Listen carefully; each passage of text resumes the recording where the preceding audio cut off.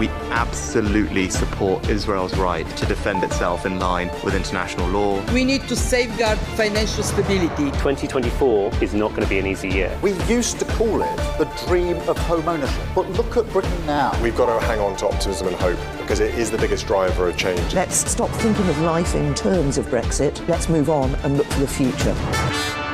Hello, you're listening to Bloomberg UK Politics. I'm Caroline Hepker. And I'm Stephen Carroll. We're back. Do not adjust your podcast feeds. This is a special second episode from us today for good reason. Is there a chill wind blowing through the podcast studio, Caroline? Well, perhaps the snowy Swiss Alps, of course. Davos, that's what we're talking about. Leading figures from the Labour Party rubbing shoulders there with the rich and powerful. And yes, I mean, Germany's experiencing a real deep freeze. There's lots of snow. The government's also being represented there too. The Foreign Secretary David Cameron is there. He's actually taking part in a panel discussion about Ukraine today. And we're also expecting the Chancellor Jeremy Hunt to take part in a panel discussion about technology with, among others, Sam Altman from OpenAI tomorrow. Keir Starmer's there though. So too is Labour's Shadow Business Secretary Jonathan Reynolds and the Shadow Chancellor Rachel Reeves. There's always this big debate about whether or not it's a good idea to go to Davos and whether or not it's a bad signal to send. You know, perhaps you should be more worried about the events at home. There are slightly more world leaders attending this year than there were last year when, of course, the inflation crisis, particularly in Europe, was much worse. So the likes of Emmanuel Macron is going there from France, for example, today. But the numbers aren't quite the levels that they reached in sort of the late 2010s when you'd had, you know, the years that Donald Trump went, for example, which at the time was a very unusual happening for a US president to attend the World Economic Forum. And also it is quite individual. It depends on what your country is facing and sort of what kind of leader you are meant to be. You know, are you populist? Are you more business friendly? So Rishi Sunak obviously is not there, but some government representatives are. And he's been focused, of course, the Prime Minister, on the new inflation numbers out today as well, showing that inflation actually picked up in December for the first time in 10 months. So the Consumer Prices Index rose by 4% from a year earlier. So that was more than economists had expected. They'd expected to actually continue its downward journey, but picking up again, putting a bit of a blip in the map of where the UK inflation picture is. Yeah, but the Prime Minister still said, you know, we've reached, you know, the goal. We've more than halved inflation, and that, you know, our economists here at Bloomberg do still think that it is a blip, that the downward trajectory is definitely there. Anyway, the UK inflation picture also coming up in Davos too. We're going to listen in now to a conversation the Shadow Chancellor Rachel Reeves has been speaking to our colleague Francine Lacqua about why the Labour Party is attending. Rachel Reeves, thank you so much for speaking to Bloomberg. Now, you've ruled out increasing income tax. You've ruled out increasing NI, CGT, wealth tax. What about corporation tax? Well, I think that corporation tax is at a competitive level, and it's incredibly important that British industry is competitive. I'm here in Davos to say to business that with a Labour government, we would be not just open for business, but actively encouraging investment and wealth creation in Britain, and making the argument that Labour today are the party of wealth creation, and we wouldn't do anything with tax to deter that investment. So does that mean that you could actually rule out increasing corporation tax, VAT and bank levy? Well, look, I'm not going to set Labour's tax policy on a television programme, but I think I've been very clear and very consistent. We want to give clarity to business and give them certainty that they can make those long-term investments. And indeed, we would invest alongside business in some of the big growth opportunities that we see in our economy today. Right, but from what I've understood, definitely no corporation tax increase. Well, look, I'm not going to make that commitment on this programme, but we want a competitive rate of tax, and we want certainty for business. Yeah. Do you feel that here in Davos, people look at the wrangles in the UK, ruling party over immigration, but also the calls to ignore international law? Do you have a sense that people here think that Britain is retreating on their global role? Well, look, we're going to have an election later this year, and it'll be up to the British people who they decide will be the government for the next 5 years. But under Keir Starmer's leadership, the Labour Party has changed. We were in Davos last year to introduce ourselves to some of those big global investors and big global businesses.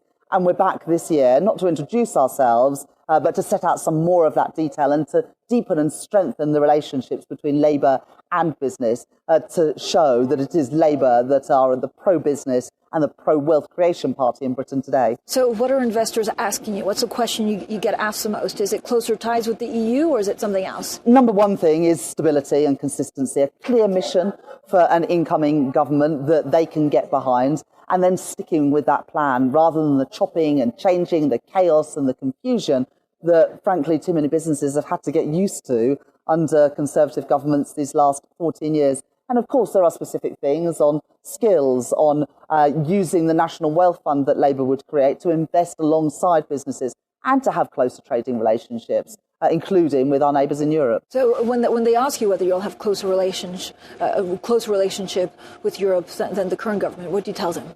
Well, we accept the result of the referendum, which is almost 8 years ago now. Britain is outside the European Union, the single market, the customs union and free movement, and those things won't change under a Labour government. But we don't think that the deal that the Conservatives secured was the best deal available, and we would build on that deal, working with our neighbours and trading partners in Europe to strengthen it in key areas, including for professional services, which were frankly sold down the river in those Brexit negotiations. And we're working with business to establish the priorities for those negotiations. Have the UK's action in the Red Sea actually increased the potential for disruption for trade, but also oil? Well, I think we saw in the inflation numbers today that the challenges of taming inflation are not over yet with the uptick in inflation. And there are many risks on the horizon, not least what we're seeing to the disruption of trade routes in the Red Sea. And that is of huge concern for policymakers, including myself, who knows the importance of dealing with the cost of living crisis. We had double-digit inflation just a year ago. It is important. I used to work at the Bank of England before I became a Member of Parliament, that we have low and stable inflation as a prerequisite for getting that business investment and securing family finances. So I am still concerned about the risks to inflation, and that's why I talk about the approach of securonomics that I would take in government, a modern supply-side approach to the economy, making our economy more resilient in the face of some of these global shocks, whether it is pandemics or wars and disruptions to supply chains. But this is a UK foreign policy decision, right, to strike, together with the US, certain places in the Red Sea. Should they take economics into account when making those decisions? Well, that was to protect a maritime route and to protect the ships going through it, and to send a very clear signal to the Houthi rebels and also to Iran that we will not stand for this disruption to trade flows and these attacks on maritime vessels. And I think that was important that happened. It had the full backing of the Labour opposition, as well as the backing of many countries around the world. Rachel Reeves, thank you so much for your time. Thank you. So that was the Shadow Chancellor Rachel Reeves speaking to Bloomberg's Francine Lacqua in Davos, again pushing that message. Labour is the party of business, the party of wealth creation, which to me was a new addition. Yes, she wouldn't be drawn on corporation tax, whether there would be any increase. She talked about wanting a competitive corporate tax rate, and that with the Labour government, that she is promoting, it would be a Britain not just open for business, but actively encouraging investment and wealth creation.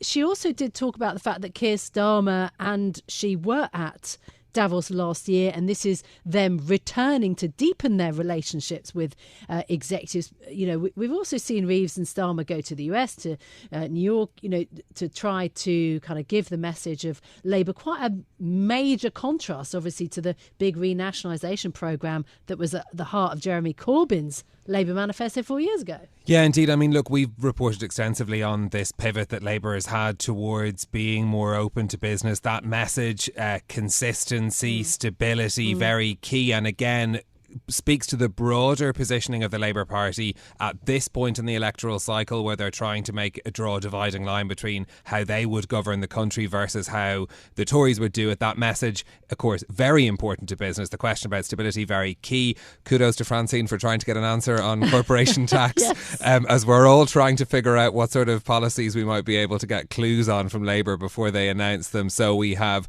no commitment on corporation tax either way.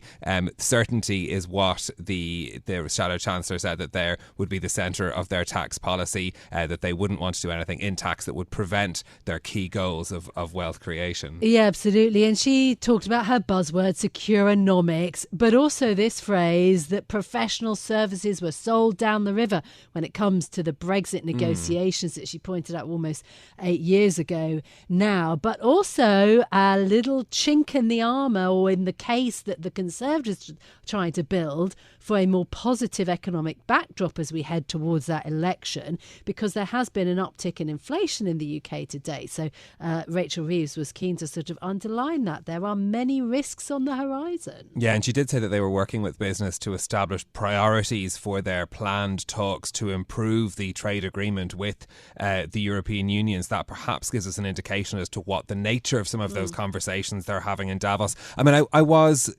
If we're thinking about consistency of messaging as well, I mean, how long ago was it that you spoke to Rachel Reeves? It was summer last year. And that was when the securonomics idea was coming up first. And it's interesting to see that, first of all, that word, which I wasn't sure about when I heard it the first time. We had a difficulty getting our heads around it at first. But that idea is that's still the central plank. And we are seeing those, I suppose the most visible veins of Labour policy being kind of cemented in now, as in terms of the direction that they are going in.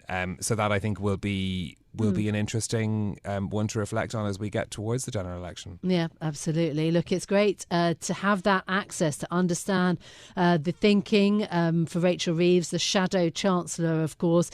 Jeremy Hunt is expected to be in Davos, and we have had huge amounts of coverage. And, I think it does still underline that interesting and important people do still turn up at Davos in large numbers, and lots of them speaking to Bloomberg. So great to have that interview with the Shadow Chancellor Rachel Reeves for you. Well, that's it from us for today. If you like the programme, don't forget to subscribe. Give it 5 stars so other people can find it on Apple Podcasts, Spotify, or wherever you listen. This episode was produced by James Wilcock, and our audio engineer was Maruf Hussain. I'm Caroline Hepker. And I'm Stephen Carroll. We'll be back with more tomorrow. This is Bloomberg. Bloomberg UK Politics. Listen weekdays at noon on DAB Digital Radio in London.